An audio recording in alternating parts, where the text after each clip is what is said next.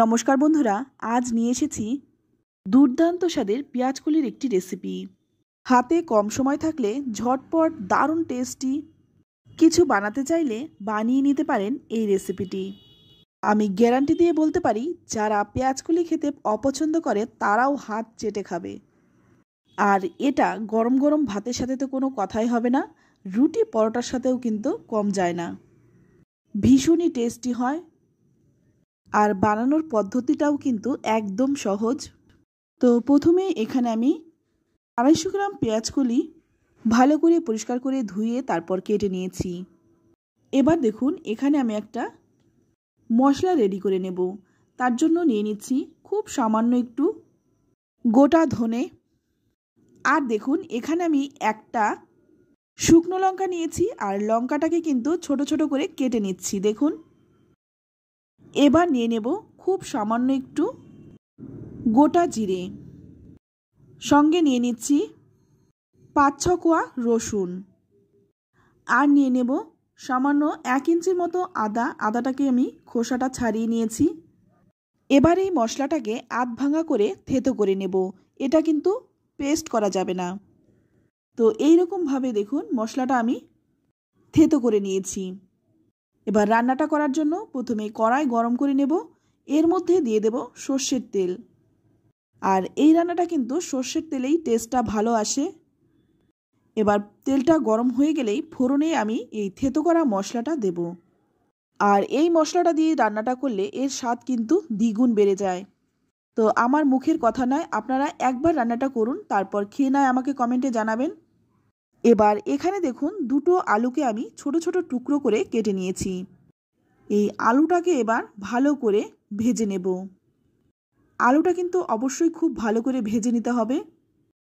আলু ভালো করে ভাজা হলে রান্নার স্বাদটাও কিন্তু ভালো হবে। এবার দেখুন এখানে আমি 4-5টা কাঁচা লঙ্কা দিয়ে দিলাম। ঝালটা অবশ্য নিজেদের স্বাদ অনুযায়ী দেবেন, তবে এটা যদি একটু ঝালঝাল হয় খেতে অনেক বেশি ভালো লাগে। এখানে কিছু গুঁড়ো মশলা দেব, তাই প্রথমেই দিয়ে দিলাম 1/2 চামচ হলুদ গুঁড়ো, 1/2 চামচ দিয়ে দিলাম জিরে গুঁড়ো, আর দিয়ে দিলাম 1/2 চামচ শুকনো লঙ্কার গুঁড়ো। এবার স্বাদ মতো লবণ দিয়ে মশলাটাকে খুব ভালো করে একটু কষিয়ে নেব। তবে এই সময় কিন্তু গ্যাসের আঁচটা একদম লো টু মিডিয়ামে রাখতে হবে, নইলে কিন্তু মশলাটা পুড়ে যেতে পারে। এবার আমি একটা বড় সাইজের টমেটো কুচি কুচি করে কেটে নিয়েছি। টমেটোটা যদি ছোট ছোট করে কেটে নেওয়া হয় তাহলে টমেটোটা কিন্তু খুব তাড়াতাড়ি নরম হয়ে যাবে আর রান্নাটাও কিন্তু তাড়াতাড়ি হবে। 5 মিনিটের মতো ভেজে নিয়ে এবার এখানে দিয়ে দিচ্ছি কেটে রাখা পেঁয়াজকলিগুলো। তো সম্পূর্ণ পেঁয়াজকলিটাই দিয়ে দিলাম। এবার পেঁয়াজকলিটা দিয়ে ভালো করে নেড়েচেড়ে মিশিয়ে নেব, যাতে মশলাটা খুব ভালো করে পেঁয়াজকলির সাথে মিশে যায়। তো বন্ধুরা, এই রেসিপিটি কিন্তু গরম গরম ভাত, রুটি, পরোটা সব কিছুর সঙ্গে কিন্তু দুর্দান্ত লাগে। একটু নেড়েচেড়ে মিশিয়ে নিয়ে তারপর একটা ঢাকা দিয়ে ঢেকে 5 থেকে 7 মিনিট রেখে দেব।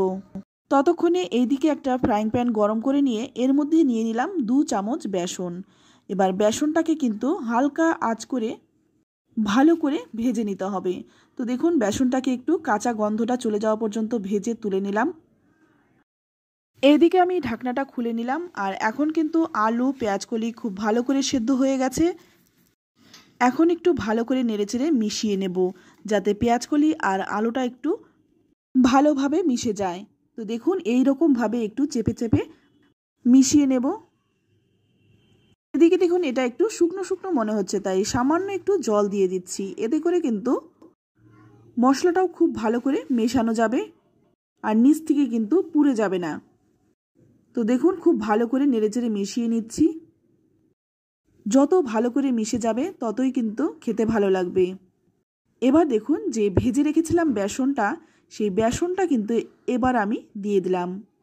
এবার এই বেসনটাকে খুব ভালো করে নেড়েচেড়ে মিশিয়ে নিতে হবে, যাতে বেসন ডেলা পাকিয়ে না যায়।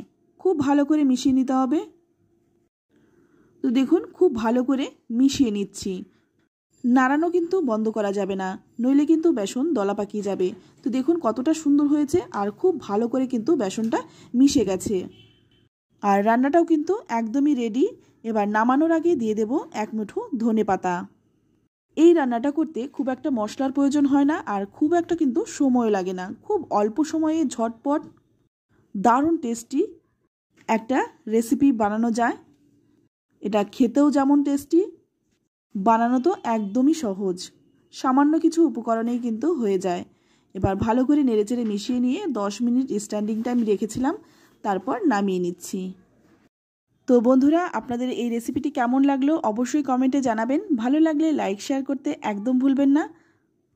আর আমার চ্যানেলে নতুন বন্ধু হয়ে থাকলে চ্যানেলটা সাবস্ক্রাইব করে নেওয়ার অনুরোধ রইল। আর পেঁয়াজ কলি থাকতে থাকতে এই রেসিপিটি বানানোর অনুরোধ রইল।